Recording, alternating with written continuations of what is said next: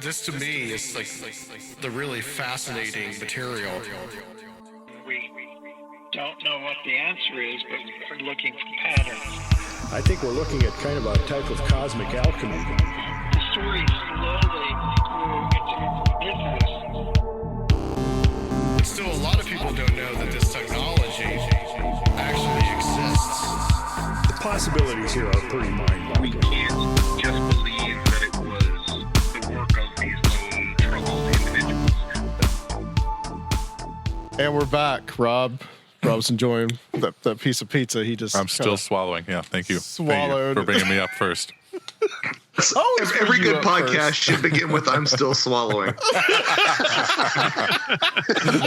It's already begun. Yeah, it's already gotten crazy on here. And no one's going to say that's what she said. We're just going to leave that just hanging out there. That's what Bigfoot said. Well, we got everybody here. Rob is here. Serfiel is here. Present. And then we have these guys, the Roundtable. And we're going to talk about the Skinwalker Ranch movie, Hunt for the Skinwalker. But we're not going to just talk about the movie. I want to talk a little bit about some of the events that happened there. So we've got Chris Wolford. Here. And Timothy Renner. Hello. Joshua Cutchin. Bangarang, Rufio. And last but not least, Mr. Seriah. Hello. Hello, Seriah. Hi. Seriah actually filled us in tonight that birds are not real. That's true. It's a conspiracy totally theory. I've been living a lie. You didn't know that if you thought that you saw birds, you're actually seeing government We surveillance. just ate bird, man. What was that? What's that? We just ate bird. I know, that's true. Only chickens are real. The rest of the birds, okay. birds that fly, are It's not real. pigeons. It's pigeons, you guys. Pigeons are not real. Right. But first, Tim, I wanted to bring you on because you had an interesting experience that I wanted to talk about because you just got attacked by a raccoon. I did indeed. I recommend it highly. Everyone should go out and get attacked by a raccoon because it'll prove your manliness one way or another. No, so this all right. So the basic story is I got attacked by a raccoon, but the backstory on this is the night before I was attacked by said foul beast. I was talking with Clint from OK Talk, and whenever we talk, we go on like 9,000 topics, but we had talked about how to catch a raccoon. Oddly enough, he was telling me this like sort of folk country method of catching a raccoon by putting a shiny item in a bottle. We had also talked about like messing around with the paranormal, is like putting the One Ring on, and the Eye of Sauron kind of turns and looks at you and notices you. And we had talked about he's making a movie, and we had talked about Seth Breedlove had come up because, of course, he makes the Small Town Monsters movies. So that's like the baseline. I mean, there was more, but that's without getting into an hour-long story. That's the baseline, like stuff we were talking about the night before. I actually had to get off the phone with them, or off the podcast rather, because I was going on a hike with my son the next day. So wake up the next morning, make my son lunch, and then we go for a hike. And where we went was Hex Hollow, which is a place where I've had multiple other experiences in the past, and did not expect to have an experience there. We were just, we were going for a hike.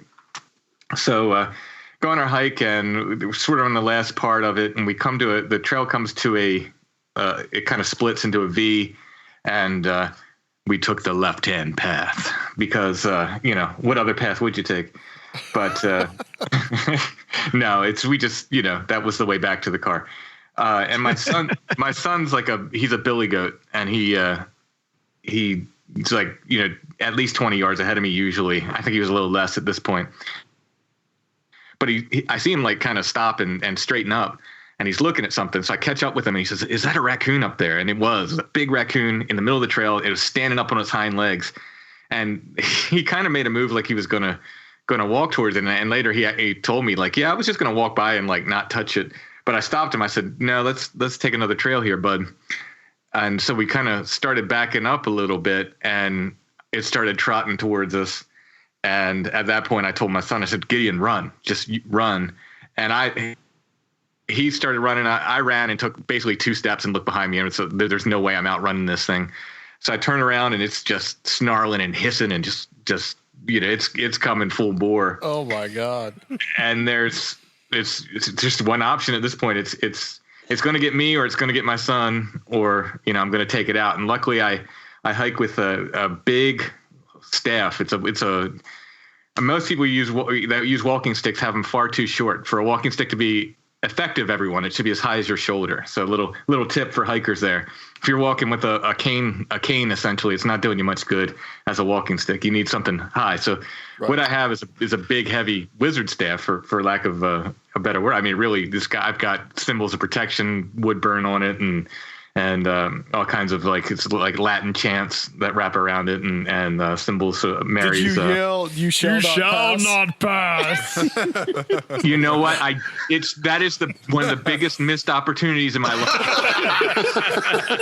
It's the first thing I said. I texted Clint right after it happened. I said, I can't believe I didn't yell, "You shall not pass." I cannot believe, because I brought my wizardly staff down upon the foul beast, the goblin raccoon, and I broke its back first hit.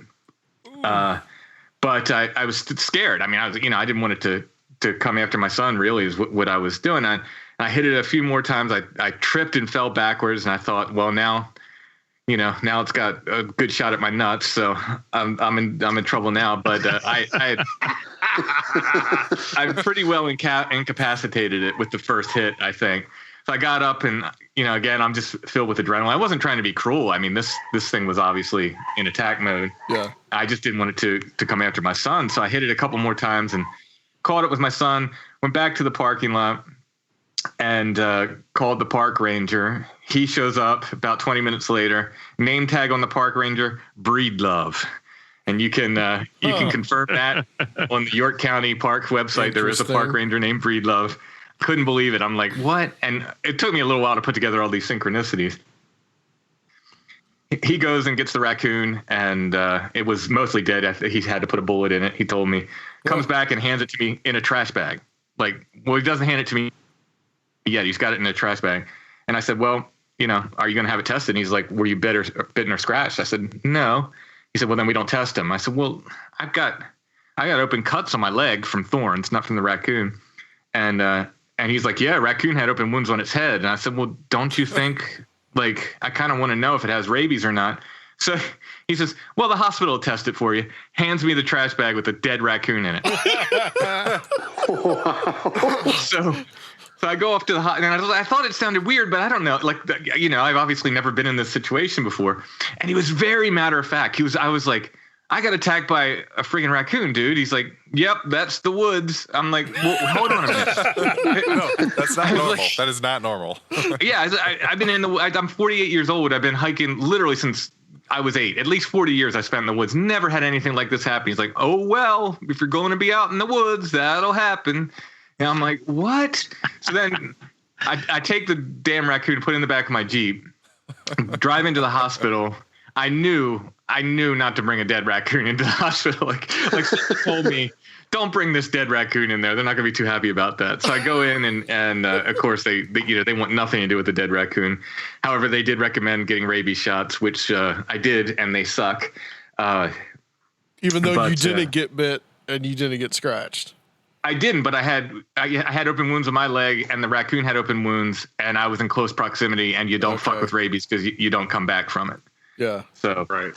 The medical advice was get the rabies shots, and I took it. I took the medical advice, and also I think it makes me a superhero now. I can just fight animals left and right.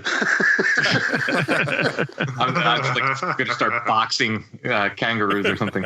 But was it a series of 8 shots, like they say? Yeah.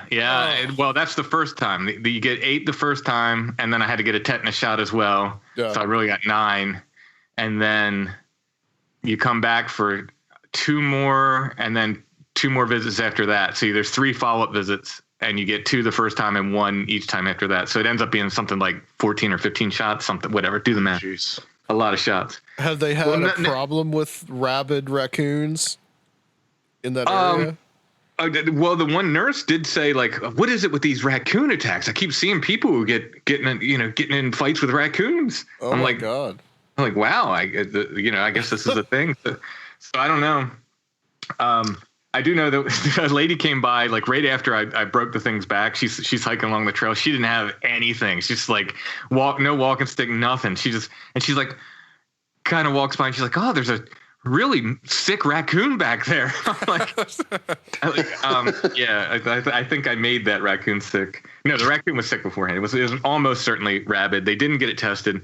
So anyway, the hospital doesn't want it. They said you need to call animal control. So I call animal control. That we don't want it. So then they said call somebody else. We called somebody else. In this whole thing, nobody wants this raccoon. So the next day, we literally have it in a trash bag on ice. By the time I got out of the hospital, my Jeep stunk to high heaven. This thing already was just this horrible smelling. And we have it in the garage on ice, in this garbage bag, basically, waiting for someone to do something with it. And no one wants it. So we called the park the next day and we're like, hey, nobody wanted this raccoon. Like, will you guys take it back? And they're like, no, it's yours now. You shouldn't have taken it in the first place. I'm like, what? It's yours now. Like a bad party favor. Oh, yeah. So now I have like a dead, probably rabid raccoon in my garage. And I'm like, what? So we ended up burying it just to get rid of it. And this was Sunday, I guess. So on Monday, I get a call from the York County Health Department, and they're like, "Where's the raccoon?" I'm like, what? I was like, and nobody wanted it, and they're like, "Oh no, we test every animal should be tested. Every animal attack, the animal needs to be tested." I said, "Well, you need to talk to Animal Control and York County Parks and Park Ranger Breedlove and everybody in that chain, and let them know that because nobody wanted this thing. Nobody wanted to deal with it." So. Anyway, that's the raccoon attack. That's the Iosauron looked at me and sent a goblin my way, and wow. I wasn't real happy about it either. It's like a lot of synchronicities. I get like a very, very kind of excited feeling, and this left me very it's like a punch in the gut. I described. I did not like at all, but that's what happened. Jeez, what a story. So. And of course, ever since, everyone sends me raccoon memes constantly. Just nothing. Of course. Skinwalker Ranch. Maybe there's some evil raccoons on Skinwalker Ranch too. But so we did on Where Did the Road Go with Seriah, Josh, and myself. We did a little roundtable about the film and what we thought of it. But what I want to get from you guys first before we kind of get into the film is kind of like the course of events that happened on the Skinwalker Ranch. I mean, we don't have to go into excruciating detail, but let's just talk a little bit about that so people kind of understand what it is that we're actually discussing. Who wants to take it?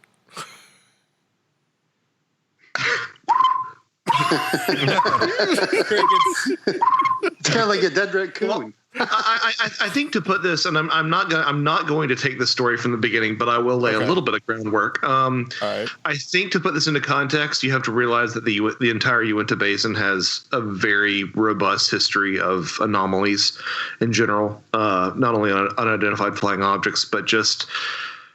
So I get tired of how often the term skinwalker gets thrown around like that means anything. It's an aspect of, Dene cosmology, but it shouldn't be used as a blanket term to describe all the odd phenomena. But having said that, the Uinta Basin itself has been sort of a real notable location for stuff like alleged skinwalker activity, hairy hominids, cattle mutilations, unidentified aerial phenomena. All these things are sort of around the same area, which is part of the land that was purchased by the, depending on how diplomatic you want to be, Sherman/Gorman family. back in, I believe, the early 1990s, and they purchased it for what if I remember correctly, they purchased it for a very excessively reasonable price, and were given the instructions to not dig on the land. And that's as far as I'll take that. That's as far as I'll take. That's my first down, guys. So you guys run the ball. Did I use a football analogy right? I think I did. Somebody else take up the ball here. Remember, Josh is a musician. Okay, he's not a football player. Yeah, I play halftime. I'm playing the game. Well, the first event, and it's probably the thing that gets. For me, just I think it's the thing that gets talked about most is the bulletproof wolf, the thing that happened the day they moved in. So that was this huge wolf. I mean, which by description, this sounds a lot like a dire wolf, which should be extinct. Came walking up, and it seemed very tame to the family. And in fact, they were even petting it at some point, which is, I mean, man, like that's, I guess if it seemed friendly. It was very docile, that's for sure. Yeah. Yeah. And it was also about like shoulder height or something. It was extremely tall. Yeah, it was massive. It was absolutely huge. And did it grab a sheep or a calf through the fence? A calf. Okay. So eventually it just, grabs it by the nose, I think, and wouldn't let go. And they tried to beat it off, and then they ended up shooting it multiple times, I think. They shot it with a pistol and then got a rifle, I believe. Mm-hmm. And ended up blowing some flesh off of it before it finally turned and it sauntered off, right? It didn't even run. No, it just like took a jog towards the field. Yeah. They tried to track it, and it sort of disappeared, almost literally. I don't know if they saw it disappear, but they said that they tracked it and couldn't figure out where it could have gone. So it was. And what I've always found really endearing about the whole Skinwalker Ranch scenario is that is the way it pisses off everybody involved in the paranormal. So what I mean by that specifically is that you have a spot where in the subsequent years you have the family reporting poltergeist activity. One famous anecdote has the mother of the family taking all the groceries out and putting them in the cupboards, and then she comes back into the kitchen and all the groceries are back in the bags. You find disapports and apports similarly in that sort of poltergeist vein. You have anomalous voices for people who were on the ranch, anomalous smells. You have the infamous case, which I'm sure we will address, of the portal supposedly opening on the property and some sort of what appeared to be a large hairy hominid crawling out of it. You had other sort of examples of portals where it appeared to be a completely different sky in this window in the sky. You had sort of, for lack of a better term, UFOs, what appeared to be structured craft, literally shearing off bits of trees, and to say nothing of some of actually, for my money, the most striking thing about the documentary that just came out was the way that they portrayed one of the most famous cattle mutilations, which happened within the course of about 45 minutes and was laid so plain and neatly and bloodlessly. It really does. That was the thing that really hit home for me. But the place in general has been the source of pretty much countless anecdotes through the years. And again, I will reiterate, as enjoyable as the documentary can be, I think that the Colm Kelleher, George Knapp book, Hunt for the Skinwalker, is required reading of any paranormalist because of just the content that you find therein. So maybe it's not like there's really a Skinwalker Ranch narrative. It's more about just a series of different anecdotes that really push the boundaries and really force these different sort of paranormal disciplines to mix and match. Chris, Seriah, do you guys have anything to add to that? I would just add a story that was not in the documentary, but you can find this story on YouTube with George Knapp giving a MUFON talk from LA from maybe 2007, where the Gorman's wife was home alone. Tom had gone into town like 20 miles for business. She was home alone. The kids are gone. I think they're at the grandmother's house, and it was getting dark, and she saw what appeared at first to be like a silver typical UFO disc, and then it morphed into basically an F-117 Nighthawk, and it kind of hovered there, and then it just blew up like extreme light. And then next thing you know, she's looking out the window, and there is a desk with an officer from the Air Force sitting there. And she's frantically calling her husband to come back because this is happening.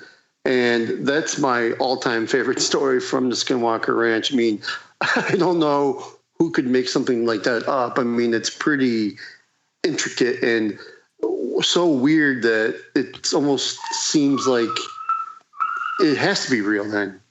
So there's like a guy sitting at a desk in the middle of like, and he's just outside. doing paperwork outside. Yep.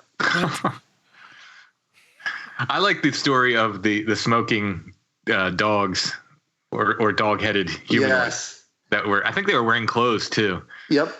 Yeah, how bizarre is that? And I think that was just off the ranch, but it was in the immediate area. Yep. Yeah, that's just so crazy. But I haven't heard this one. Oh, it was a group of 3 or 4, I think. They said sort of dog-headed humanoids that were wearing clothes and smoking cigarettes. And I think it was tribal police actually saw them. I may have that wrong, but I believe that was the case. Yeah, it was. Wow. Right outside the ranch. From what I know, Yeah. that's the case. The other case that I think it's not quite as sexy as a lot of this other stuff that we've been bringing up, but I think the implications are much more impressive.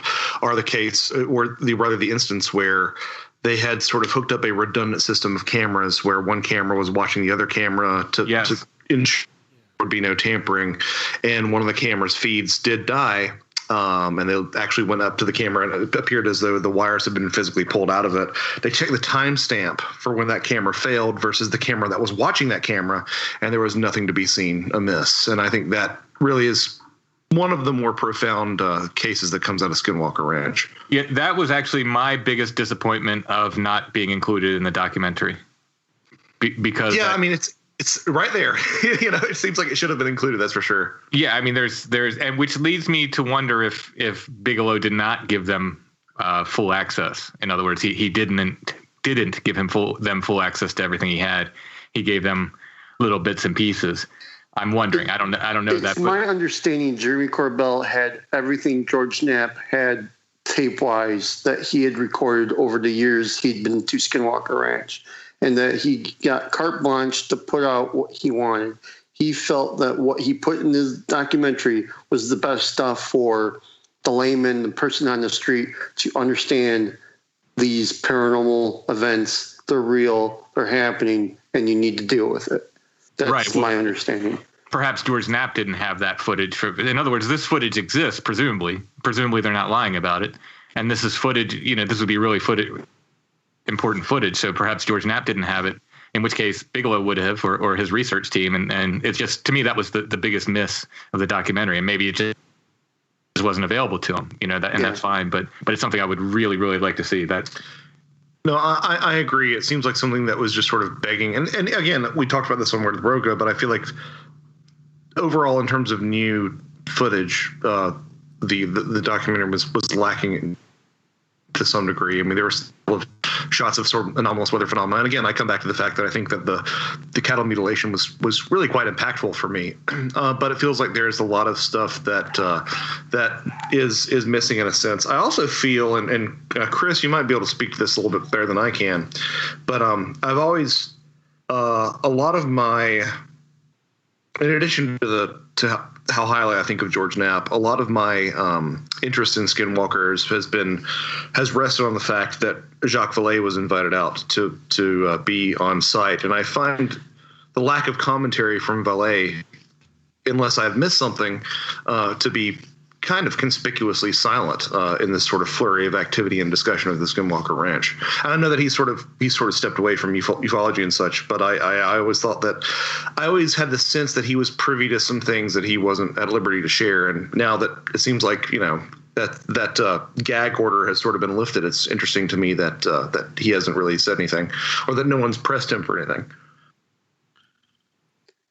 Yeah, I haven't heard anything that he has wanted to come forward with any more anecdotes or data. It's much the same thing with John Alexander. He'll give a blanket statement that he's given 10 years ago that, yes, we studied the phenomenon.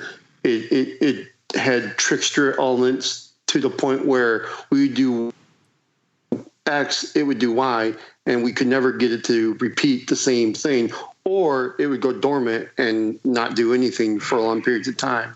Right. So, Yeah. Seriah, is there anything that you wanted to add? Not that I can think of, really. For people who may not Quit know, talking so much. Jeez. It has been a while since I read the Skinwalker book. I mean, when I read it, it had a big effect on me because it was, you know, I've always thought there's a connection between all this stuff, and here in Skinwalker Ranch, you have evidence of that connection. So, you know, that in that effect, the book was very important to my understanding of this stuff. The documentary, I think, would have been great if it came out when the book came out. Coming out now, I feel like it's lackluster, you know, like there should have been more to it. Not that it was badly done or anything like that. It wasn't, taste-wise, I wasn't overly thrilled with the way it was done, but as far as, like, you know, impartially, it was a well-done documentary. It just, I expected a lot more out of it. I expected to see a lot more stuff, and it was just a smattering of a few things, and it was kind of like, oh, that's it? Okay, great. I feel kind of let down. Yeah, I mean, as a watcher, and I'll go ahead and say that, like, I like the documentary. I think a lot of people are being needlessly harsh about that documentary because I think they wanted, like, some kind of perfect paranormal documentary, given that it's about Skinwalker Ranch, and I don't think anyone can make the perfect paranormal documentary. But to be fair and to play devil's advocate, I feel like that in some of the ways was how it was hyped. You know. Yeah. Yeah, and again, I feel like we were led to believe that was what was going to happen. Yeah, and I'll say I generally liked it. That said, it felt like they spent one night on the ranch, filmed everything in that one night, and my thing was like they should have spent weeks on that filming. Just, you know, it felt like one night around the campfire. Let's bring in British pop star man and get George Knapp out there. And I can't remember names. Sorry, I know he's a British pop star, but Robbie Williams. The reason why they brought him out there is Jeremy and George Knapp did not want to be the bait anymore. They figured that he had supposedly has been like not so much an experiencer, but he's seen, you know, a UFO supposedly, and they felt, here's an interesting guy. Let's bring him and let's see if anything happens. And that in the world wouldn't miss Robbie Williams either, right? Yeah, exactly. It's like don't put Tom Waits out in the field. Good Lord, please don't do that. Robbie Williams, go ahead. Yeah. Well, it seems like the filmmaker was just kind of making the movie that Knapp was supposed to make. That's the impression I got. Yeah. Yeah, to a certain degree. I think the biggest takeaway for me, and I'm going to get roasted here a little bit, but it's okay. I like that a little bit, is I think that the reason, and I understand where Seriah is coming from, he wishes it would have came out when the book came out and it would have had more oomph to it. But I think it was much needed at this time because we're starting to understand that the military, the DIA programs, the DOD programs, the BASS program, they were a precursor to OSWAP, which the money from OSWAP was funded into ATIP. The ATIP program is the one that is famously now been out there from To the Stars, but all the roads lead back to Skinwalker Ranch. It all got started at Skinwalker Ranch. If the DIA had not, that's because honestly, of Bigelow's involvement.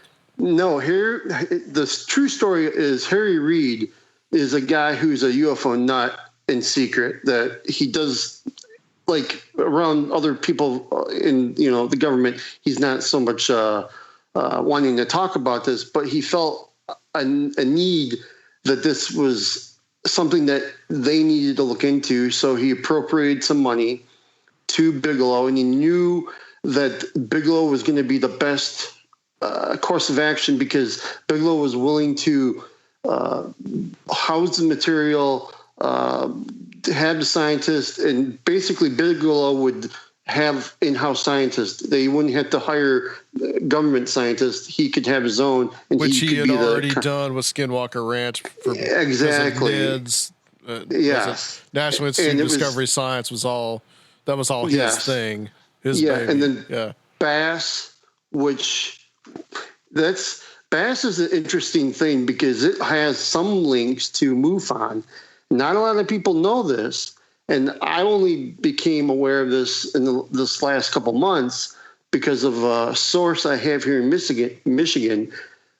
She basically had said that there was rumblings in MUFON in the late 2000s, like 2007, 2008, 2009, early mid 2000s, that there was a MUFON program, the STAR team, the rapid response team that would go on the ground. And if there was a UFO reported, when Bigelow owned MUFON, well, those people also signed a non-disclosure agreement and were given military or government money, I should say. So not a lot of people realize that. And all that is because of Skinwalker Ranch and because of Harry Reid basically starting that whole entire thing up.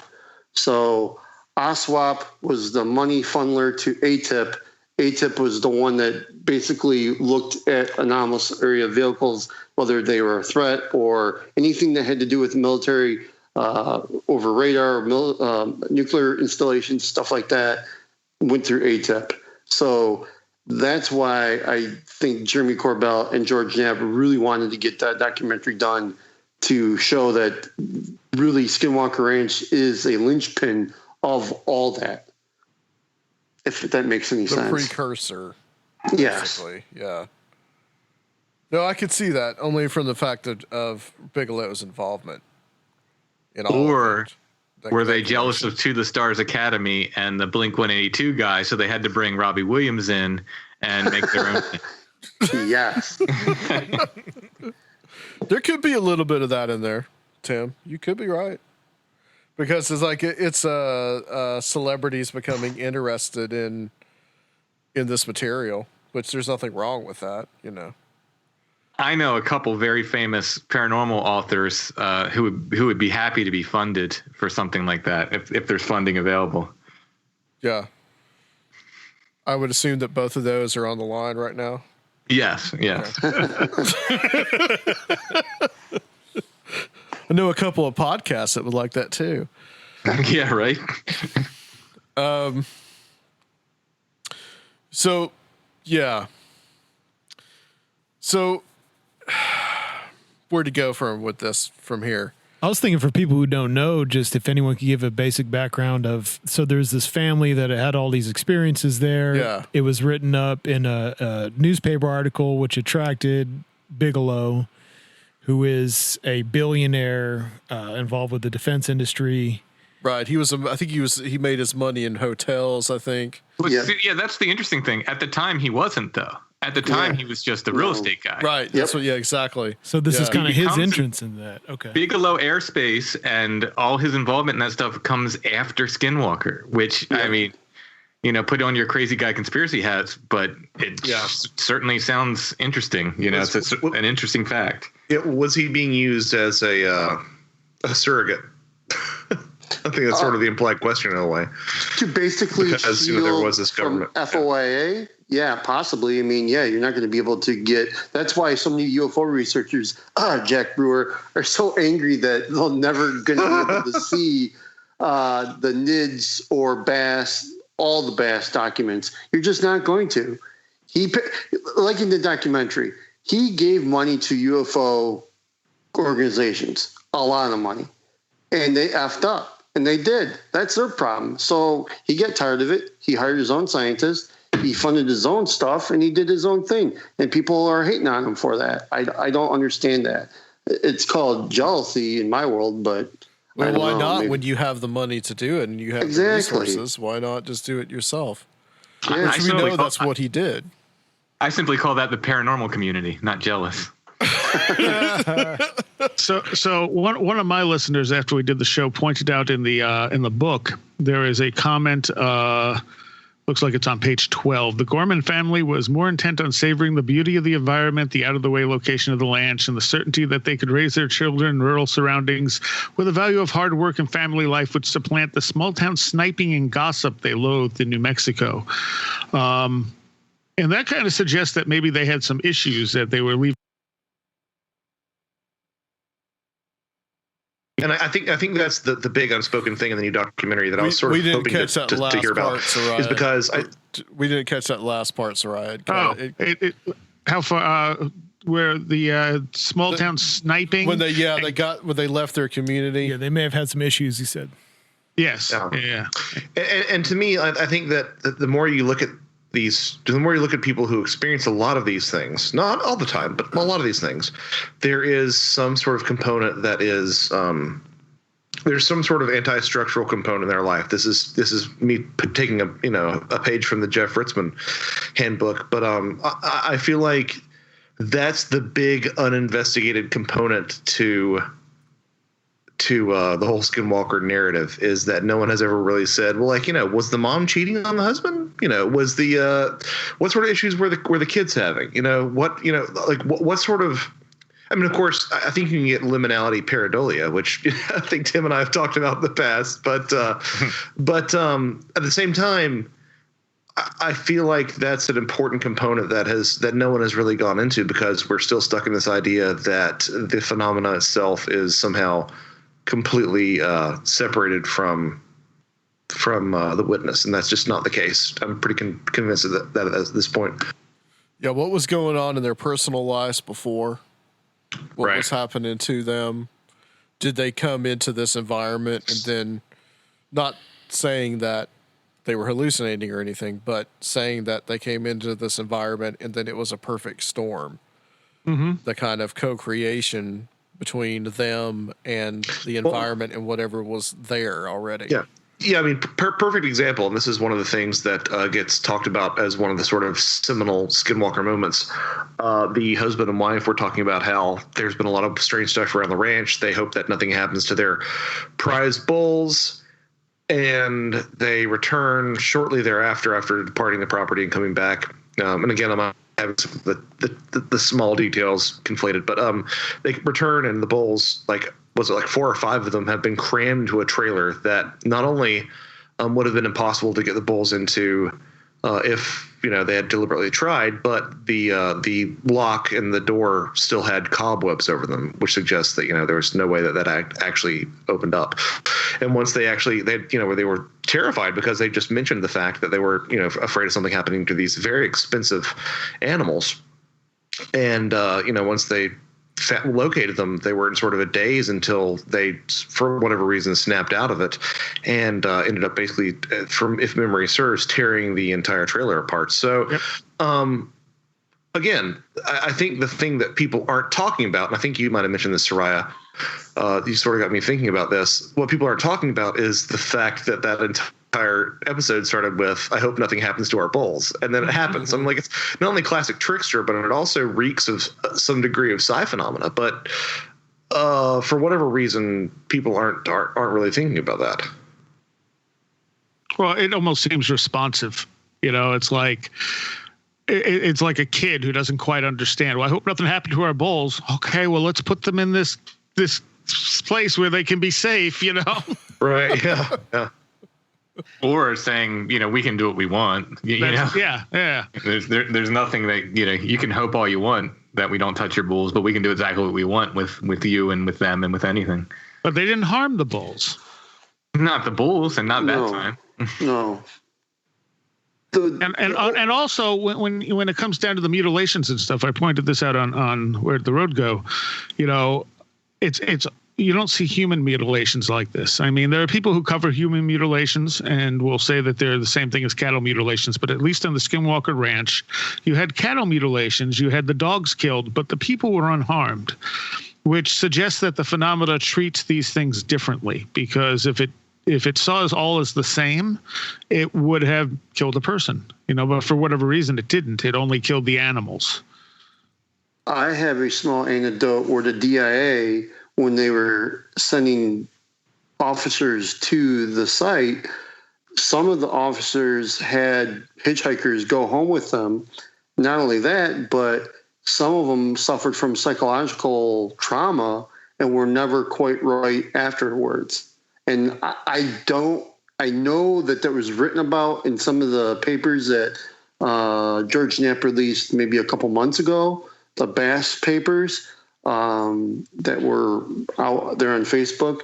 But this phenomenon, whatever it is, can do whatever it wants, however it wants. And I don't know why it doesn't hurt humans, but it can psychologically hurt you, which is crazy, to the point where people are leaving that site and never being quite right. Or there's the story of the gentleman who begged to get on the ranch. He was like a hippie, and he said God was calling him to the ranch. They finally said, fine, you could come onto the ranch. I remember he this. goes in to the pen or to the field, and he sits Indian style, and he starts meditating. And from what I think George Knapp said, on the FLIR camera, the forward-looking infrared camera, they'd seen like from the movie Predator, where it was that like backwards camouflage coming down from the tree, and this thing that looked like a lion, but you couldn't tell it was a lion because it was, like the movie Predator with the camouflage. Yeah, exactly. And it went right up to the guy's face, roared. The guy hopped out, jumped the fence, and he said, "The devil lives here. The devil lives here." And he just booked out of there. And yeah, and I mean, you talk about the things following people home, but there's also a lot of people that went there, including George Knapp, that nothing happened to at all. Yeah. I honestly think if you go there expecting something, you're not going to. That's not how it works. If you go there just loosey-goosey, you may have something happen. Can I tell the Ryan Skinner story now? Yeah, real go quick? ahead. Absolutely. So Ryan Skinner, who, of those of who if you don't know him, he's a Skinwalker Ranch investigator for a very long time, very well respected. He was outside the ranch, sitting in his truck, and he was just surveying the area, the Uten Basin, basically, or that area around the Skinwalker Ranch. And he dozed off for a second, woke up, and he just felt weird. He didn't feel normal. And he flipped on the mirror just to see his face. It was at night, and he couldn't see his face. He completely could not see. He could see out like you can see, but he could not see his face in the mirror at all. Like it was gone. So then he was like, what do I do? What do I do? So he started driving back towards town because he's freaking out at this point. And he gets pulled over by the sheriff's deputy in that county.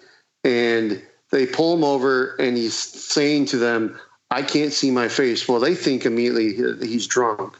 So they give him a breathalyzer. It comes back negative. Or something. Yeah. It comes back negative, and he tells them, I've been like working around Skinwalker Ranch, surveilling it. And they're like, yeah, you shouldn't be messing with that place. And at that point, they just left him be. And the next morning he woke up, he got home. He woke up and his face was, he could see his face again. And the only reason why I know about the story is because he recited to one of my fellow colleagues at the premiere in Las Vegas of the Skinwalker Ranch movie. It just happened to him a couple weeks ago, so not that long ago. So this can definitely do some wild things to people. Why it doesn't hurt them physically, I don't know. I don't know. But definitely there's a psychological effect. Did he check for bite marks on his neck? Because that sounds like he turned into a vampire if you can't see himself in the mirror. Yeah. My kingdom for somebody to actually have the stones to go out there and take 5 dried grams and the silent darkness of Skinwalker Ranch and see what happens. Like, I think that would be. I think that sounds like a good. I hear a road trip coming up. That's what That's a good joint Conspirinormal / where did the road go road trip. Is this a challenge? I think so. I'll be the sitter. I'll be the sitter for you guys. No. Sergio's bringing the orange juice. But the thing is, like, I mean, I'm half serious and half not. But like, and the thing that like everybody was clamoring for was some sort of, and the thing that Twitter, paranormal Twitter, has been so obnoxious about for the past month is that somehow there was going to be some sort of scientific big capital P proof from all this, and that's just not the case. And that's the same sort of thing that you'd hear from people who would object to an idea of actually going out onto the ranch and taking entheogens. But I think that's exactly what you need to do, and that's exactly the sort of setting. And I think it would be interesting to see what could be gleaned from that. If I see Pinhead from Hellraiser, I'm just not going to be very happy with it, Josh. You hear the black helicopter? Well, the other thing is that I was hoping that this documentary would. I don't want to turn this into, because we've already, God knows this is my third podcast rather, talking about the documentary. I don't want to turn this into the what should have happened or shouldn't have happened sort of podcast, but I feel like even the stuff that wasn't in the book, you've been getting trickles of other odd things happening at Skinwalker, and I thought some of that might get addressed. Some other odd entities, other odd forms, other odd sort of phenomena, and yeah, none of that got talked about. Mm-hmm. Again, I think source of disappointment. No, that's all. I was just gonna say, and I hate to be the bearer of bad news, because I did talk to Jeremy 2 or 3 times since the movie has come out, and basically what he told me is, again, it was for the person on the street who knows nothing about the subject matter. That's who he was trying to target. He was not trying to target people like us, which is totally fine in my I get that. Yeah. I mean, you have to go for as many people as you can. I mean, if you just go for the niche, it's not going to do very well. You know, you're not going to get your movies made. So, however, I have had at least one listener tell me he tried to watch it with his father, who knew nothing about it, and his father was so completely lost, he asked him to turn it off. Well, I don't know. And I felt like it didn't really cover, like, I felt like it fell in between that. Like, you had to know at least a little bit about it to enjoy the documentary. But if you had read the book, you were probably just going, yep, know all this, heard these stories, you know. Well, like, it would have been great. It would have been great had they had a video or even a picture of the cows inside that trailer. That would have been amazing. Well, yeah, just like we were saying, like the footage of the cameras, you know, that you couldn't see being cut. There's a lot of missed opportunities, and that's what makes me wonder if he just didn't have access to all that stuff. Possibly. You know, if he had it access exists. Now, at the same time, as someone who does a lot of creative stuff for a living, it is so easy to, to sit in the restaurant and say, this sandwich sucks. You know, I mean, like, it's, you know, it's so easy. It's so easy to criticize a project this big. And I think that we really should address the fact that it doesn't feel, nothing about it feels amateurish, and it is not your randomly selected UFO documentary off Netflix is going to be 1,000 times worse than this, with the exception of Mirage Men, which is like my favorite. But yeah. Yeah, no, exactly. And that's why I've said it here, I've said it other places. I think it falls on the side of a good documentary. Is it perfect? No. Could someone make the perfect paranormal documentary? I doubt it. So, genuinely, I think they did a good job. It's just, there are missed opportunities, which I'm just, pondering that is not the director's fault for missing those opportunities. I think he wanted to make it seem like he had access to everything, and I'm kind of thinking, well, maybe he didn't have access to everything. That's all I'm saying. Like, it's much more interesting to say, like, oh, I've got all this secret information, rather than say, well, I got some information. They didn't give me all of it.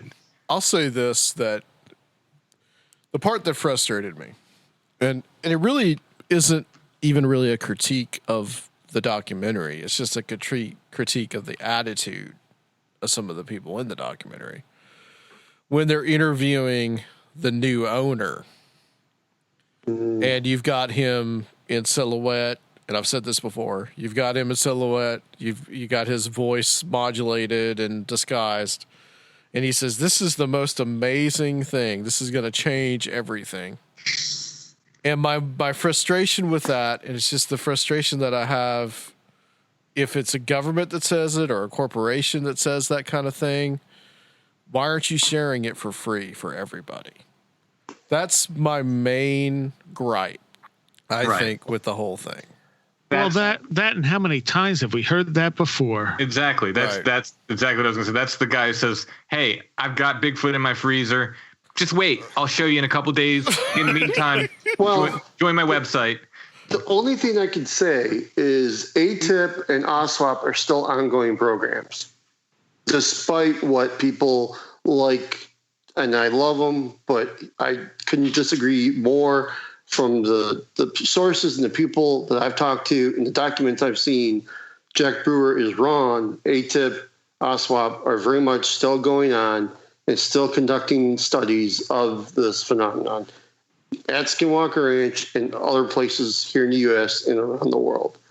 And maybe that's why they're tight-lipped. But at the same time, they're not tight-lipped because obviously we've had this I call it tsunami since December 16th, and it's kind of changed in my opinion, the public's consciousness of this subject a little bit. Now, some people would disagree with me. That's fine. I'll disagree with them. I think it has. I'm one of those people who would disagree. I don't see anything changing, and they didn't reveal anything. They've given us a bunch of crappy videos that didn't show us anything we haven't seen before. How is that a tsunami of change? Because, Seriah, we've had news articles 1 to 2 a week since December 16th. And then we've had, I just pulled up the Newsweek article talking about OSWAP and ATIP in regards to Skinwalker Ranch today from back, March? So we've had a steady stream of stuff coming out. Now, some people would say those videos are terrible. I disagree. You show me a time in history where we've gotten 3 declassified videos of anomalous aerial vehicles. We haven't. Okay, we haven't. And what does it tell us? It tells us that they're studying this. Now we do that. Well, not and everybody. The programs we know about are probably the most visible, as opposed to the stuff we don't know about that we're never going to know about that probably knows a hell of a lot more. Well, I would agree with that. I would definitely agree with that. But it's a start. Okay, I think it's a psyop. I think it's because it's the same people involved that have done it before. It's the same game. It has a slightly different face on it. It's the same game. They're not ever going to tell us anything. Seriah, I could totally disagree. And we can agree to disagree, guys. That's the way it goes. I know. Yeah, well, that's fine. After the podcast is done, I'll share with some stuff that I know that I cannot reveal to everybody out there in podcast land right now, but I'll be sharing that with you, at the end of the podcast. That yes, there is changes coming, brother. See, but that's what you said the last time we talked at the end of last year. You said wait till the beginning of 2018. It's going to be earth shattering, and then we got it has been. There's what's been earth shattering? Show me one earth-shattering thing. We got a couple of videos that, that's fine. It's not like we haven't seen this stuff before. They're not telling us what they are, and that's for all we know. They could be test craft. That they're just doing this as a psyop so that people don't realize we have this type of technology.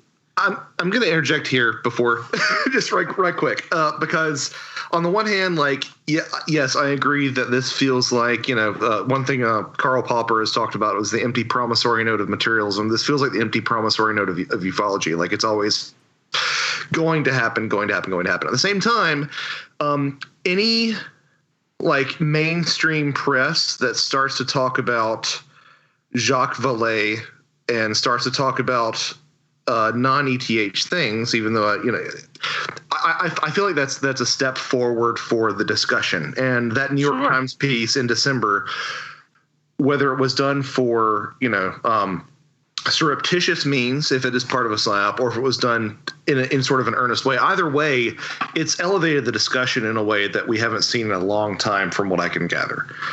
Yeah. And the thing that is frustrating is I want people to keep talking about it. Like when the whole New York Times thing came out, my dad asked me about that, and he could care less about any of this stuff. And so that's just the difference to me. But now I just don't see that happening as much. Like they still need to put. I think there's still if they're going to prove that we're dealing with something genuinely mysterious, then they need to put out more information. As funny as that sounds. Mm-hmm.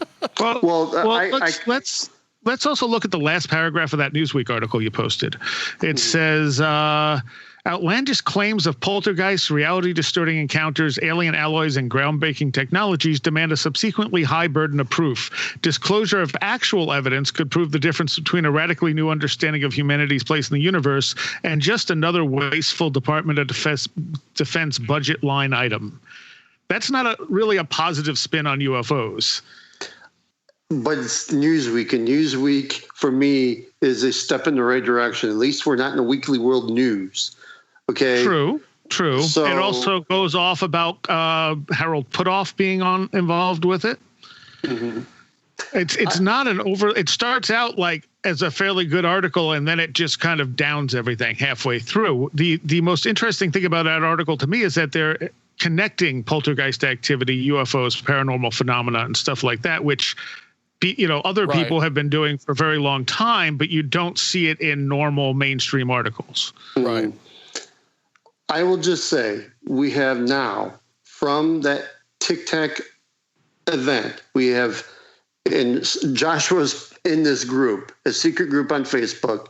We have two witnesses that one was on the Princeton and one was on the Nimitz. And they could attest the Tic Tac stuff is for real, and that the guy on the Princeton, his name's Kevin Day. He's been out there on like paranormal radio. I think he did a show on KGRA with John Burroughs.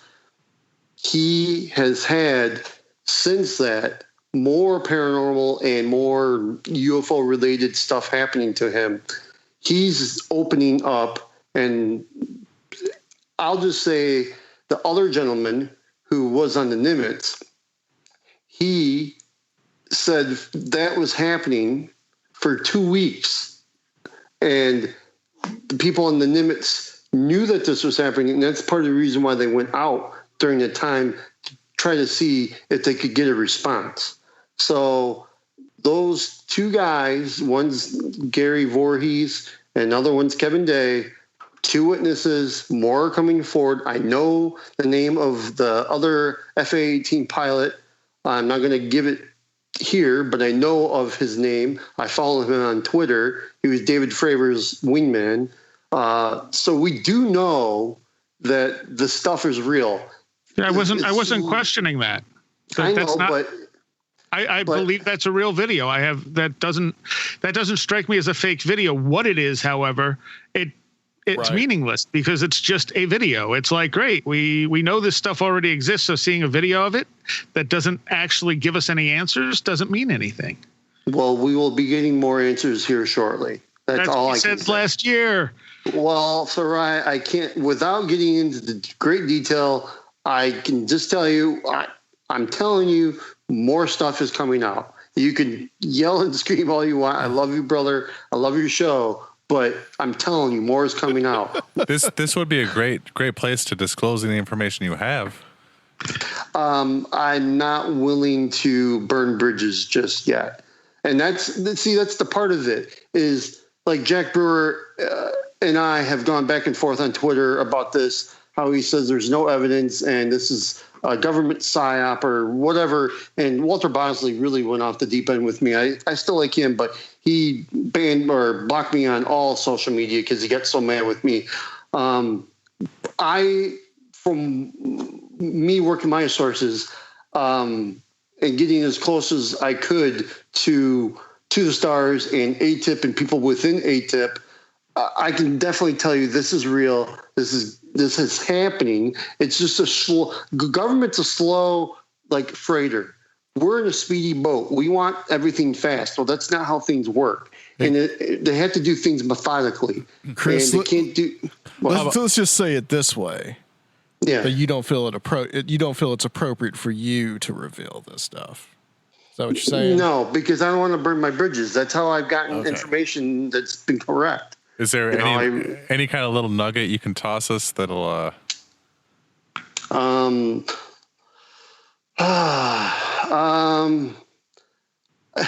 Seriah is gonna roast me if I'm wrong, and that's fine. Maybe we can come back in January and we'll talk about this again.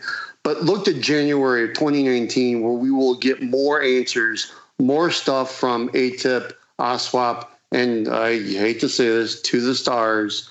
We'll be getting more detail, more information, and there'll be some more movement. Of what, I'm not going to get into that, but we will see some more stuff happening. Okay. And all right, so yeah, we'll be looking for that. But what I want to kind of get onto here with you guys is because Tim, you especially, because you are been investigating the Site 7 place, and with all these weird occurrences. Mm-hmm. I mean, let's talk about this is not the only place, Skinwalker Ranch, that has weird stuff happen. This is not unusual, really, because you think about someplace like Rendlesham Forest, right? Where a lot of weird stuff happens.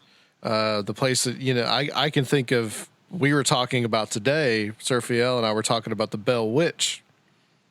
And we had come independently to the conclusion that there's a lot of similarity between what happened on the Skinwalker Ranch and what happened with that legend of the Bell Witch here in Tennessee. If you guys are, I don't know how many of you guys are familiar with that. Sure. Oh, yeah. Sure. But that is, and incidentally with the Bell Witch, it started off with somebody seeing a wolf-like creature.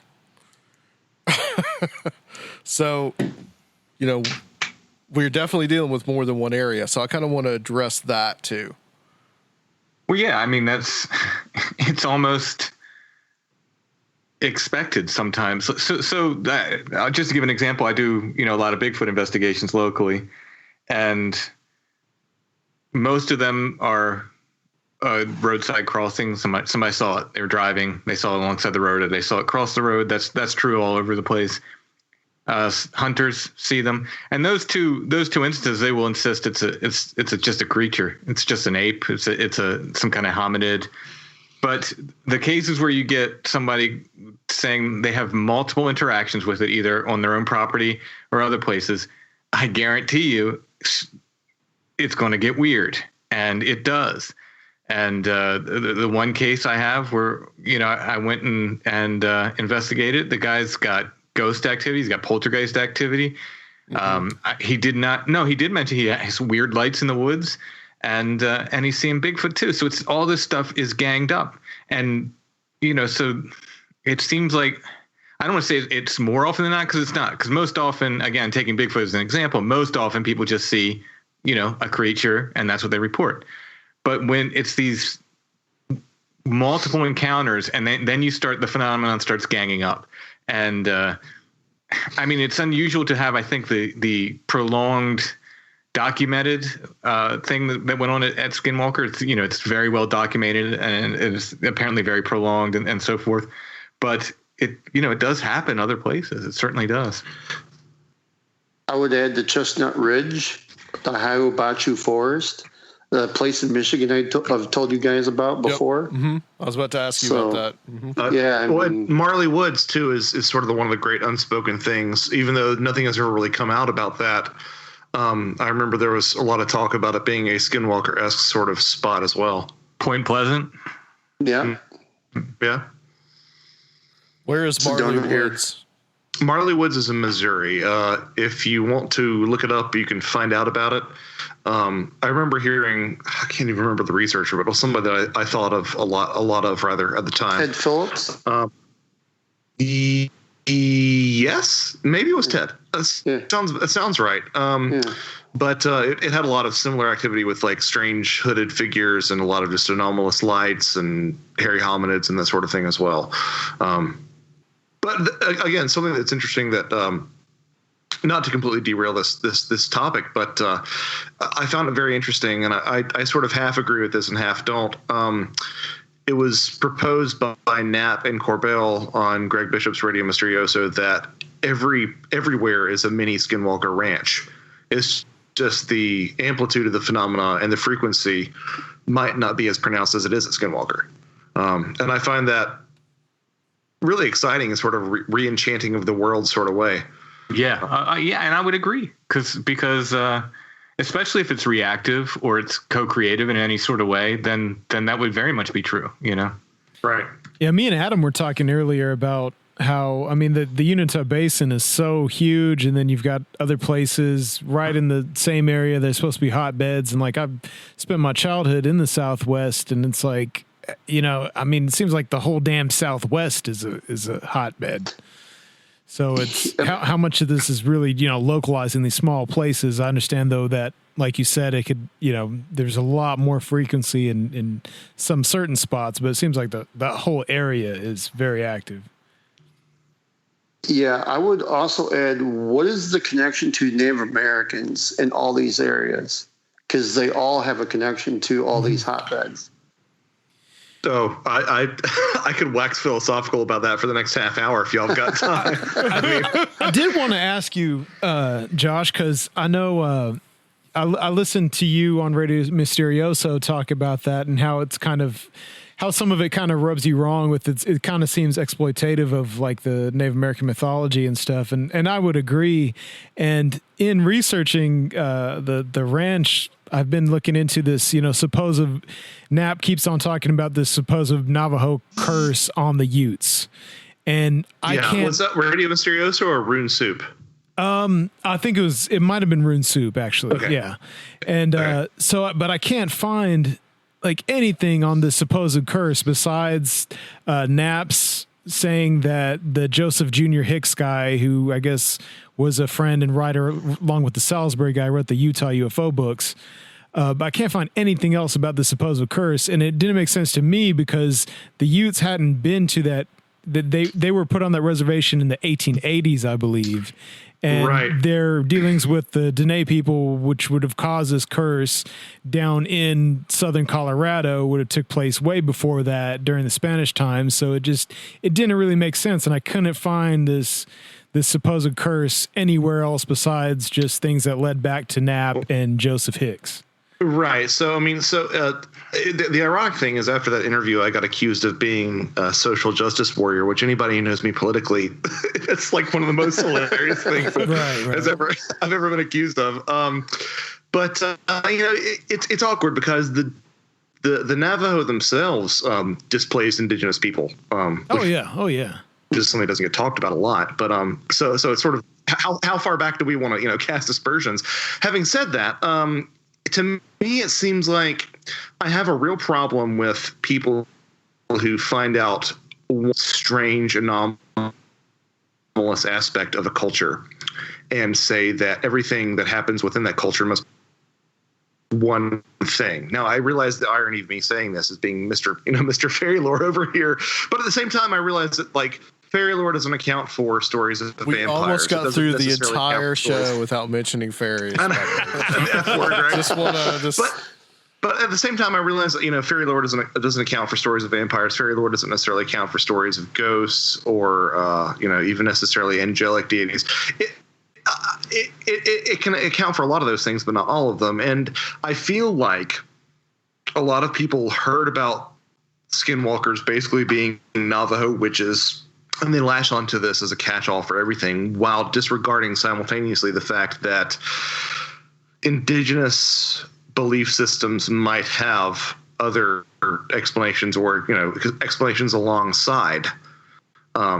the Skinwalker phenomena to explain some of the things that were happening, at the ranch, and that's a lot of what I have sort of pushed back against, because it feels reductive, and it sort of feels like you're throwing up your hands to say, oh, it's Skinwalkers. It's just Skinwalkers. Well, you're not saying, again, the difference between like what I try to do with fairy lore is to say, well, this has a precedent in fairy lore. I don't think that structured craft have a precedent in Skinwalker lore. I don't think that, honestly, a lot of the other stuff might, but you get the idea. Like it seems like you're just sort of caving into a possible explanation without really exploring other possibilities that coincide with that particular explanation, which might be part of the puzzle. So I think there's something else going on with this, and this is going to be potentially dangerous territory. People might get mad. So let me go ahead and say, I think exploring what Native Americans have to say and exploring their folklore and their mythology is incredibly important. They were here a long time before us. We need to do that. We need to take into account what they say. That's important. Yeah. However, in the paranormal field, there is the equivalent of what Spike Lee called the magical black man, and that's the magical red man. Oh yeah. And that is, if a paranormal researcher can get a Native American to talk on any subject, it becomes gospel. Absolutely. That's true. Yeah. And if we can take, again, I just know Bigfoot better. If we can just take Bigfoot as an example, and you look what the different tribes have to say about Bigfoot across the country, you get a magical being that comes from other places. You get another type of human. You get an animal. You get guardian of the forest. You get scary kidnapper of women and children. Evil being, beware. You get this kind guardian. You get stone giants. So basically, what you have by different names completely mirrors the modern Bigfoot community, where people say it's an interdimensional creature, it's a natural animal, it's a different form of human, et cetera, et cetera. Yes, absolutely. We need to explore their myths. We need to take into account everything they say. It is incredibly important. However, they're just as confused as we are as far as what they're saying. They don't have an answer for it. They just have other words for it. Yeah. They don't have. That's like, just because they've been around longer, we think of them as being authoritative on the subject, and maybe they're just not. I mean, it's completely magical red man. I see it all the time. Where people are like, well, and I know this Native American, and they said, and then, well, that's cool, that's great. Another piece of information. It's not gospel. Yeah. Yeah, and they get treated as like a monolithic kind of thing, and not their own histories and complexities don't get understood. Exactly. Right. Well, I think that's a good place to end it, guys. This has been very, very good, very enlightening. Let's go down the line here, tell everybody where they can find you guys. And Chris, we'll start with you. I don't have a website. I don't have any books. I'm not a promoter of anything. You can find me on Facebook and Twitter. Okay. And Josh? JoshuaCutchin.com. Just check me out on Where Did the Road Go? And I have 3 books that, if you're listening to this, you probably already know about. So if you don't think I'm full of crap, go check it out on my website. And Tim, if anybody wants to cash you outside, where will they find you? Cash me outside at strangefamiliars.com. That's a great place to contact me. All the contact information goes right there. I have 3 books as well, because I'm not letting Josh outpace me in that department. Oh, it's a competition now, is it? Well, although we do have an announcement. Yes. Well, let's do that. You want to make it Tim? Well, we're expecting. Keep in mind, this will be posted next week, so you may have already made this announcement somewhere else. So I'm not sure. Oh, no, this is definitely the first place, and I don't expect that we're going to be all right, talking about it a ton elsewhere. But Tim and I are collaborating on a book, which will hopefully be the definitive weird Bigfoot book. It takes into account all the weird stuff with Bigfoot. This is just all the strange lights, all the weird stuff that goes along with the phenomenon. Oh, hell yeah. Yeah, and no fairy lore in there at all. Probably. That is a lie. Yeah, that's the biggest lie ever. When you get that done, well, I'm going to have Tim on for his next book. And so we'll have to have you guys on for that too. So that'd be awesome. And Seriah, where can people find you? Oh, where'dtheroadgo.com. You can find me on Facebook. I don't use Twitter a lot, but I am on there. Yeah, that's probably the best place. And sorry if I was getting a little aggressive there, Chris. Wasn't trying to be a jerk or anything. No, dude, it's all good. I still love you like a brother. It's a love fest, guys. It's a love fest. But I am going to hold you to stuff. That's fine. And if you say January, we'll see what happens in January. Yeah, the stuff I've seen January, looked at January. All right. Okay. Well, I guess we'll leave it at there. Thank you, guys. And we will be back to close out the show with just us on Conspirinormal.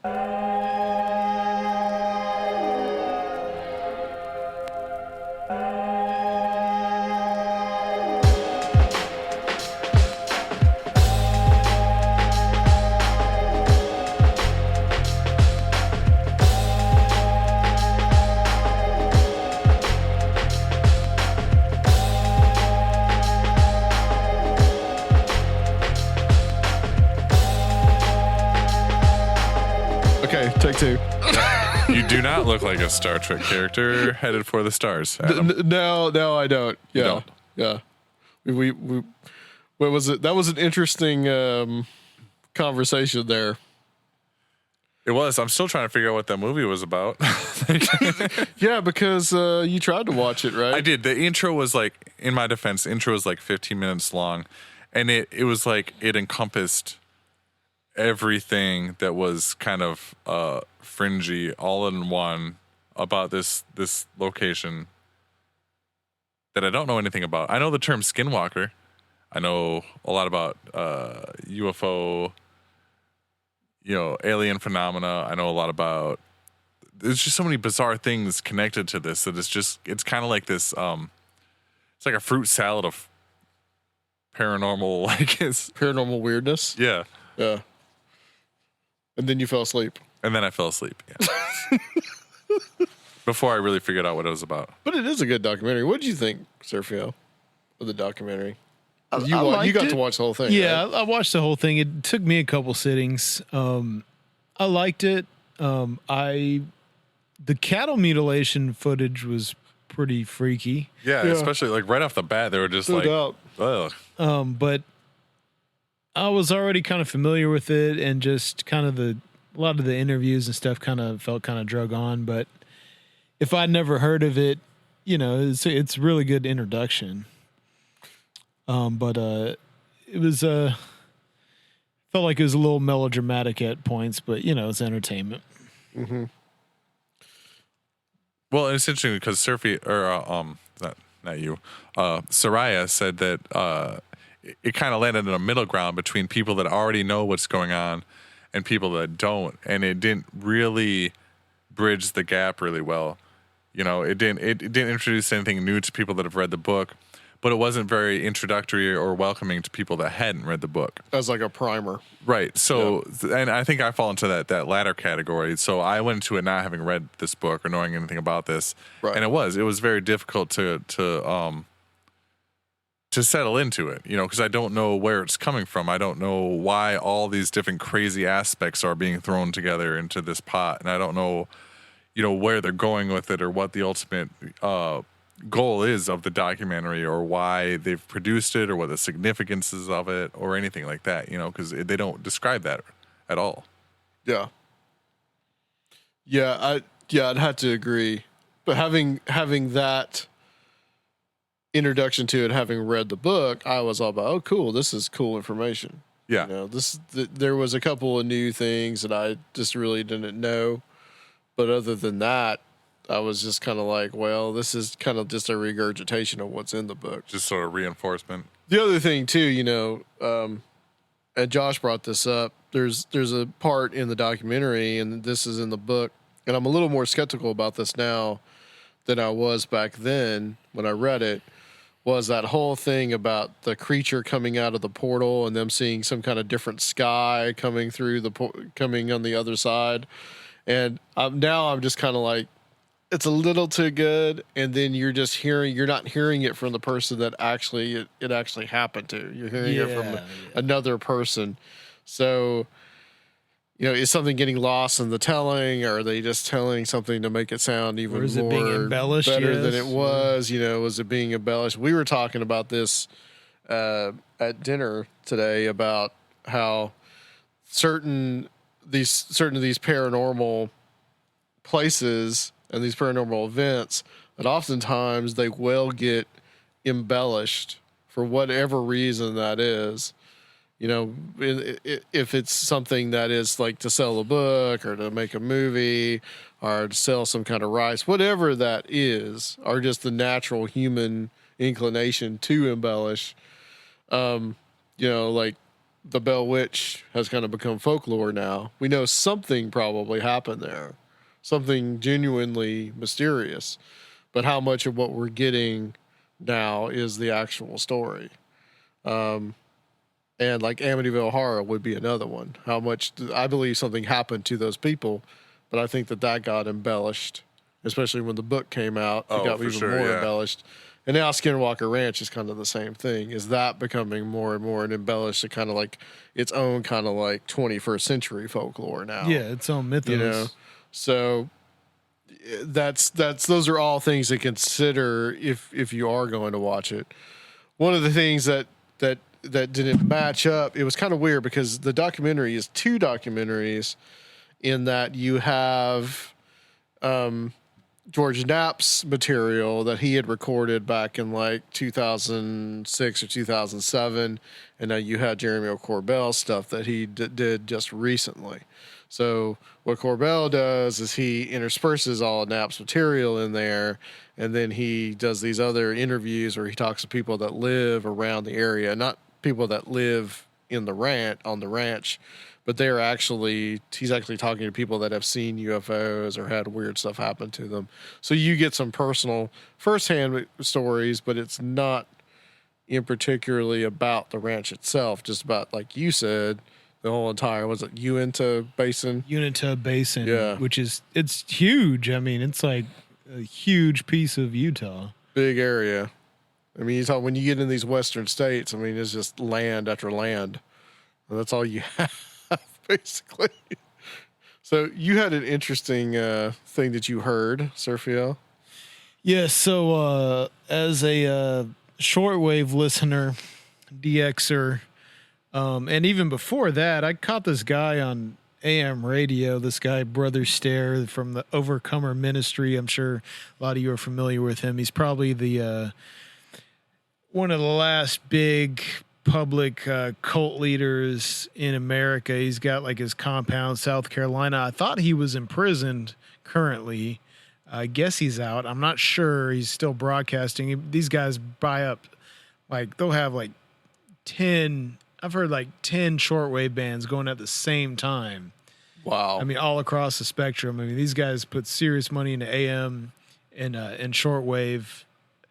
There was a famous rapper who recently passed, Craig Mack, who actually got sucked into the cult too, shortly before he passed, I guess, and lived out there a couple years. Really weird.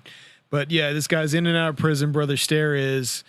for, the usual cult leader, sexual assaults and stuff like that. But he played this, and I know this is like a thing. People make these fake emergency broadcasts, but I'm just like going through the airwaves and I actually just catch this like emergency broadcast sounding thing, but it's actually a hoax and it's like announcing the Civil War and invasion of America. And so I videoed it and turned the radio way up. So hopefully it comes in all right. This is what you recorded. Yeah, this is my recording, phone. so it's not great quality, but let's check it out here. For what is about to take place, DHS and FBIC drawing up sides for the Civil War. Source is now in talk, confirmed except for the exact dollar amounts of the bribes. The report continues. FBI and CIA hierarchy has given its assent for the program. Trump will have to move fast and with overwhelming force to cut off the head. Puerto Rico governor is already on board and would not contest a landing by Chinese and Russian forces on the island. Plan entails Russian use of several EMP devices on mainland, hesitantly confirmed by the DHS source, followed followed by fifth column attacks on leftists to stir up Ma. Confirmed except for the exact dollar amounts of the bribes. Massive rebellion. Once this starts, these forces will then move to overwhelm southern border entry points and attack strategic mainland Navy, Army, and Air Force bases. Chinese will overwhelm ports of Long Beach, San Francisco, Seattle, and Vancouver, previously reported by the CSS. Canadian Prime Minister now on board and will not honor his treaty commitment to the United States. He will stand down his forces. In return, Russia will not seize more territory than highways leading from Alaska and the St. Lawrence navigation route. Mexico, Venezuela, Cuba, Nicaragua, Russia, and China will form vanguard of Southern Invasion Force. North Korea, That's a lot of detail. and Iran will be used to tie down American units in the Middle East and Northern Asia. North Korea will attack, starting the campaign, once South Korea completes dismantling its landmine fields. This process has already started. At 0 hour, Russian and Chinese hunter-killer satellites will take out American GPS and early warning satellites. EMP burst overhead will shut down American power grid. This will be when fifth column goes into action. The killing will be massive and on a nationwide scale. I'm reading a report. I guess that's Brother Stare there at the end. They, you know, they nailed the calm, passive, like public service announcement voice, though. Yeah, I guess it's like a whole thing. People, probably just have the voice samples and you can make it say whatever. I'm sure it's just some program, but yeah. But yeah, like, I mean, I saw a bunch of people do this on YouTube, but I'm actually just going through the airwaves and just stumble upon this. Like, what the hell is this? Like, We need to make one of our own. yeah, that'd be fun. I think that would be good just to play it right before, make sure somebody can play Conspirinormal on the radio and just start like a mass panic.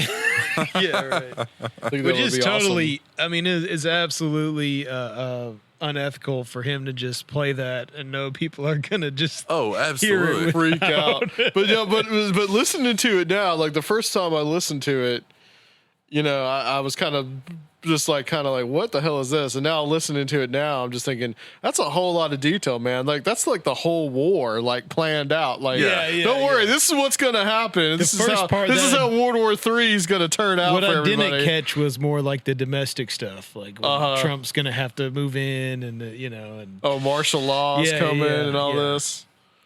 Yeah, against the deep state. Yep. Wow. That's a good catch there, man. Yeah, that's crazy. That's crazy. some weird. We need to get shit. We need to. Yeah. Speaking of which, the 80th anniversary of that is coming up at the end of this month. Really? End of October. Wow. The original October multimedia troll, man. Yep. October 30th, 1938. The Orson Welles War of the Worlds broadcast. So, I have something that I want to read. Cool. What do you got? This is a Yelp review. Oh, awesome. So, this has nothing to do with paranormal. Oh. But I just kind of wanted, just because this is good, this will be good to kind of end the show. I went to a place called Parnassus Books today. And I was looking up where they were. And of course, Google app on the iPhone, you can go to the Yelp review. Right. Bookstores being a dying thing. Yeah. And I found this one star Yelp review. And apparently all this person does is give 1-star or 2-star Yelp reviews. And just tell me, I really hope that everybody out there listening that you can feel this guy's pain and that you can relate to his life because, I'm sure we've all been here. We went to Parnassus for the Deb Coletti author event on September 18th. The event was advertised on the Parnassus website and the Nashville scene as starting at 6:30. That time was inconvenient for us, but we went out of our way to get to the bookstore on time. We cut a kayak trip short and arrived late to another event across town that we'd already purchased tickets to buy the time we found out about the event at Parnassus. We were starving from kayaking all day and thought about grabbing a quick bite at Chipotle next door before the Parnassus event, but left Chipotle when we saw the line, as we knew we'd never be able to get and eat food there in time to be at Parnassus by the time of the 6:30 event. Parnassus had a podium, chairs, and small sofa set up when we came in at 6:20. We browsed a little and actually picked out 4 books we planned to purchase after the event before taking our seats. We're both avid readers and generally prefer to give our business to independently owned bookstores as opposed to the well-known giant booksellers. 6:30 came and went with no sign of the author, and not a word from the Parnassus staff about the delay. Again, we had tickets to another event across town, so we were pressed for time, but we also became concerned. We also became concerned about the fact that Parnassus didn't seem to respect our time. At 6:45 was still no sign of Deb Colette, and no word from Parnassus about the delay. We put the books we had planned to purchase back on the shelves and walked out. Having wasted our time driving to Green Hills during rush hour traffic, cut our kayak trip short for no reason, and squandered the chance we had to get food before the other event to which we had tickets. We also arrived late to the other event, missing the opening of the show, also for no reason. As book lovers who purchase tons of books every year, prefer to shop local, and will go out of our way to attend author events, Parnassus really let us down and made it clear that they didn't respect our time. We won't be back. So, try the bookshop, formerly Her Bookshop, in Hillsborough Village for a local, independently owned bookstore that won't waste your time and effort. Can I unpack this real quick? Yes, you can. So, in between kayaking dinner and a theater event that was dreadfully important to this couple. Is this a weekday? Okay, the event was scheduled for 6:30.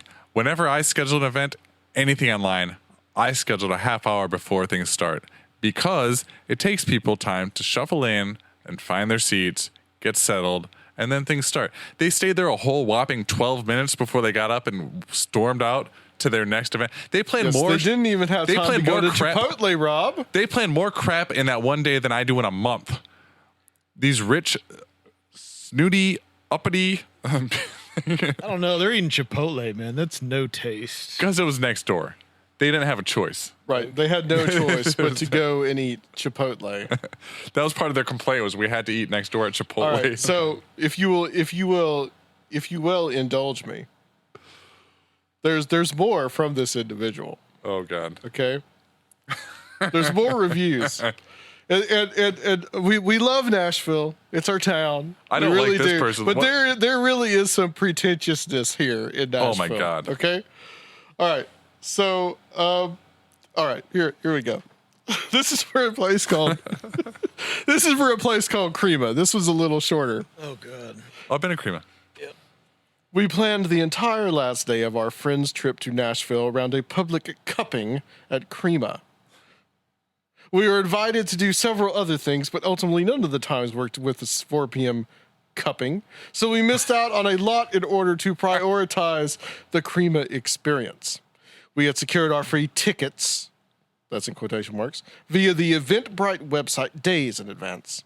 We fought downtown rush hour traffic and made it to Crema in time to park and be inside by 3:45, just in time to be early for the 4 p.m. cupping, or so we thought. We told an employee we were there for the cupping, and we're currently informed that the cupping we'd planned our entire day around was, quote-unquote, full.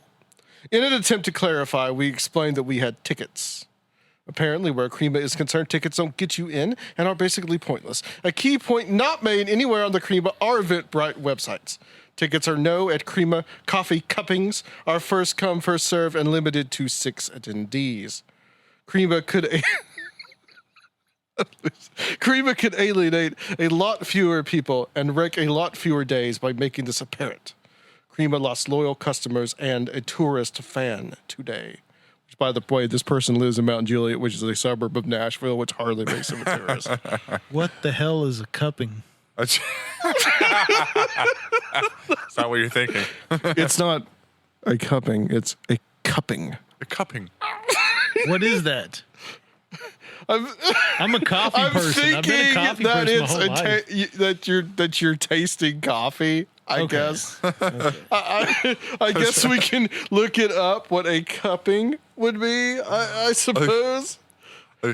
Somebody, you remind me of the narrator from Winnie the Pooh right now. I don't know. Well, thank you. I'll do it in the rest of that kind of snooty upper crust American staccato voice for you. Do that. You need to do some Yelp reviews, Adam, on the bookstores not carrying their paranormal and speculative selections. Yes, it is not good enough. They have the conspiracy in the occult section. Let's see. We're not new wave. I did look up cupping, but I don't think it's exactly what you think. So what is crema anyway? Okay, yeah. Okay, public cupping at crema, edible Nashville. Public cupping, man. We're digging deep I think here. I was looking them videos we got up on the got some internet. cupping going on here. This says, do you prioritize your personal palate development? Do you purposely embark on taste bud adventures whenever the opportunity presents itself? Are you invigorated by the thoughts of being in the know when we release new coffees? If so, public cuppings are for you. Crema wants to engage with you, the community, by exploring and evaluating their coffees together. Sign up for public cuppings and join Crema for an hour spent getting to know 5 coffees. No experience necessary. And that was at September 19th at 4 to 5 p.m., so we missed it. I didn't know people drink coffee like that. This is total news to me. Yeah, this guy's is like, he has just a ridiculous amount. Like of he blames reviews. every business. Like he blames rush hour traffic on them somehow. Like after battling rush hour traffic. Yeah, he's the one who lives in Mount Juliet. Yeah, if you're coming from Mount Juliet into Nashville, you're asking for it. I think he's a little uppity for Mount Juliet, man. Yeah. Yeah. This is There's coffee shops in Mount Juliet. What are you doing? You know, he's doing all this stuff like he lives off of West End or something. None of that. I think he's aspiring. None of that is good enough. Well, I think he's aspiring. That's what this is all about. I went to Parnassus. I went there just to check it out because I'm going to go to a public cupping there. No, I actually am going to go to an author's a talk next week because I want to try to. This is a person I'd love to get on the podcast, so I want to try to actually talk to him. But so I went to Parnassus, and then I needed to make a deposit in my bank, and I got one of my bank branches is there. So you go there. This is Green Hills, and so I know people. Not everybody, obviously, that listens to us are from Nashville, but in fact, Surfiel was our only listener in Nashville, and we put him on the show. so the when you go over there, there's signs in the front that say 2 parking spots. And they say parking for high mileage and fuel efficient vehicles only. And I'm thinking, well, my Nissan Sentra is, a low mileage, a high mileage and fuel efficient vehicle. Could I park there? So I go in there. I'm waiting in line, and this old lady comes in and just starts bitching at the girl, like the manager lady. And starts saying why is that there? Like we can't park there. You should take those signs down. So it's just like 2 fighting fish. It's just like the liberal part of town. Everybody just has to police each other. They just have to the liberal part of town, but Parnassus Books is probably they advertise. I don't know, dude. NPR. Green Hills Mall is pretty hooty-toity, dude. Okay. Yeah. But. Yeah, compared to like East Nashville or West End, yeah, I got you. Nobody knows what we're talking about. But yeah, so it's weird how it was just a weird experience. It's just like, really? Why are those signs even there anyway? Like, why do they want people with high mileage and fuel efficient vehicles to park there? Might as well have the plug for your electric car. Because they don't want your people. Tesla. Yeah, they just don't want people with Hummers to shop at their store. Yeah. Yeah, that must be what it is. You can't go to the bank if you got a Hummer. Yeah. Which, by the way, speaking of Tesla, this is the last thing before we go. We might have something else, but continue. You did say that You were happy the article that I sent you about the people that were 500 or so people at some university that were asked what their vision of God was going to be, and they drew a composite that looks like Elon Musk. I didn't read the article, in all fairness. I just said, I told you so. So apparently Elon Musk is the composite vision of God. Amongst college students, anyway. Yes. What were you going to say, Sergio? Well, we didn't talk about the movie we saw last week. Oh, Fahrenheit 11/9. Yeah. Oh, yeah. Want to talk about that at all? Just general impressions, or? Y'all went to a movie without me? Yeah, we told you about it. Oh, okay. You were offered. It's not cheating if we tell you. Yes. I forget things, sorry. We went with Dr. Future to go see Michael Moore's movie, Fahrenheit 11/9. Don't know if we'll go to a movie with Dr. Future again. No, I was joking. Yeah, he was like talking to everybody, like in the like everybody in the movie theater. Like you don't know these people, Mike. Like, why are you? Sergio and I are just like, we don't know him, and but I mean, it was good. It was decent. It had some good points.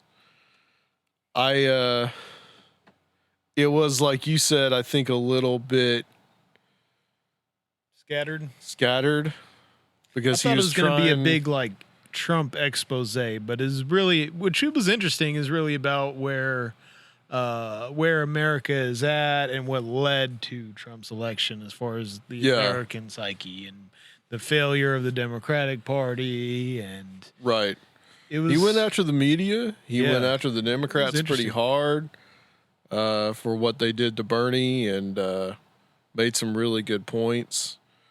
It just felt scattered because you had a lot about make Flint, a few movies and he put it all in that one. Rushed it all out so he could do his anti-Trump movie. Basically, yeah. That's kind of how I felt about it.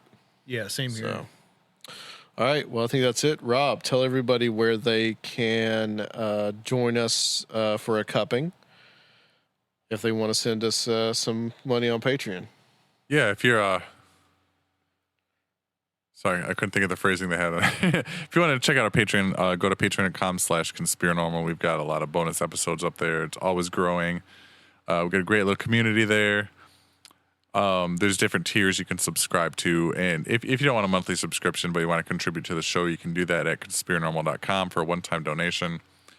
And if you want to help us, but you don't want to spend money doing it, you can do that just by sharing us with your friends or a good 5-star review on iTunes or Stitcher.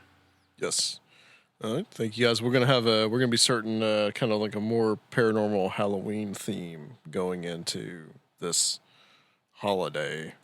So Sergio's got a guest that we're going to get in here. Well, maybe in the studio. Yeah, maybe in studio. More than likely, probably over the phone or over Skype. So I think that's it. Tennessee ghost stories. Yeah, Tennessee ghost stories. So I want to thank Chris and Tim, Josh, and Seriah for coming on tonight. And I want to thank everybody else for listening to Conspirinormal Cupping. This to me is like the really fascinating material. We don't know what the answer is, but we're looking for patterns. I think we're looking at kind of a type of cosmic alchemy. The story slowly grew into business. Still, a lot of people don't know that this technology actually exists. The possibilities here are pretty mind-boggling. We can't just believe that it was the work of these lone troubled individuals. Like a conspiracy theorist would look at that and say, well, the Illuminati or somebody planned this right Now, is that advance or is that by design? Because there is an ancient site there, or were these ancient sites built on places of power? We're getting into bizarre areas of relationships that you really have to invest the time to start peeling back the onion. Do you remember the goat? I don't remember the goat. No. I think that These secret societies, is there a knowledge they are preserving of these Underlying harmonic connection. what you had there was the detonation of a 15 megaton cosmic missile Bring me a cookie.